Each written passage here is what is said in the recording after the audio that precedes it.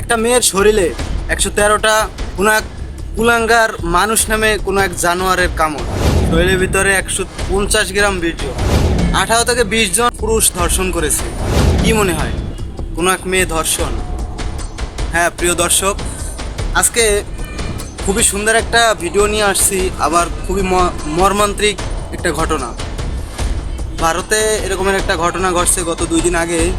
একটা ডাক্তার সহকারী একটা মেয়ে ধর্ষিত হয়েছে মানুষ নামে কোনো পশুর কাছ থেকে।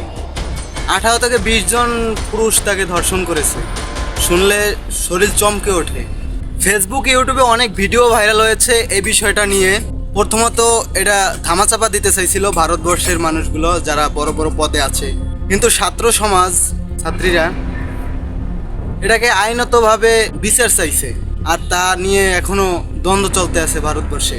আজকে আমি বলতে চাই, আমি একজন পুরুষ হয়ে যে একটা পুরুষ কিভাবে একটা বোনরে ধর্ষণ করে, তা আবার 18 থেকে 20 জন একসাথে, সেখানে আবার ওই মেয়ের কাছের একদম কাছের বন্ধু সহযোগিতা করেছে।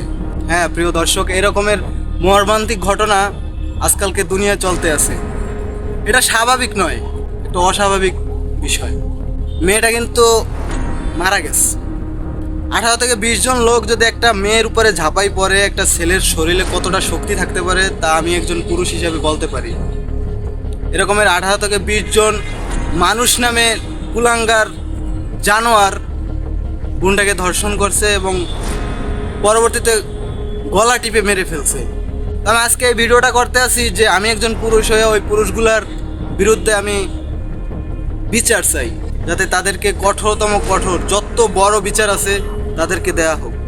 আসলে দুনিয়াটা এতটা খারাপ হয়ে গেছে যেখানে একজন পুরুষ তার স্ত্রীকে নিয়ে থাকতে পারে, কিন্তু না, দেখেন মানুষের মস্তিষ্ক কোথায় চলে গেছে যে 18 থেকে 20 জন মানুষ একটা মেয়েকে যদি ধর্ষণ করে, শারীরিক সম্পর্ক করে, সেখানে মানে কি অবস্থা একবার চিন্তা করে দেখছেন? মানুষের মেধা, মানুষের মস্তিষ্ক কতটা খারাপ হইলে এই কাজটা করতে পারে।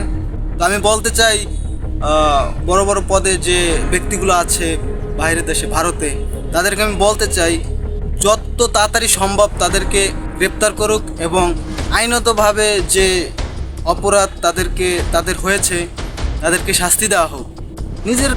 নিজেকে পুরুষ বলতেই লজ্জা করে। মানে আমরা পুরুষ, আমাদের মস্তিষ্ক আজকে কোথায় একবার চিন্তা করে দেখছেন?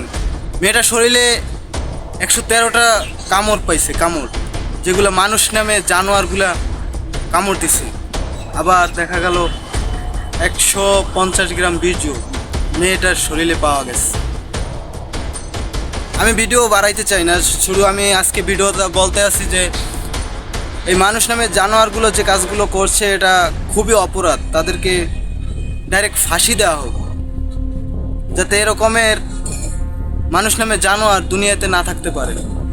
তো আজকের ভিডিওটা এই পর্যন্ত। যদি ভালো লাগে থাকে অবশ্যই লাইক কমেন্ট মাস্টলি ভিডিওটি শেয়ার করবেন, যাতে আমার এরকমের প্রতিবাদমূলক ভিডিও আমি আরও বানাইতে পারি। নিজের ভিতরে যাতে উৎসাহ জাগে তার জন্য ভিডিওটা শেয়ার করতে হবে।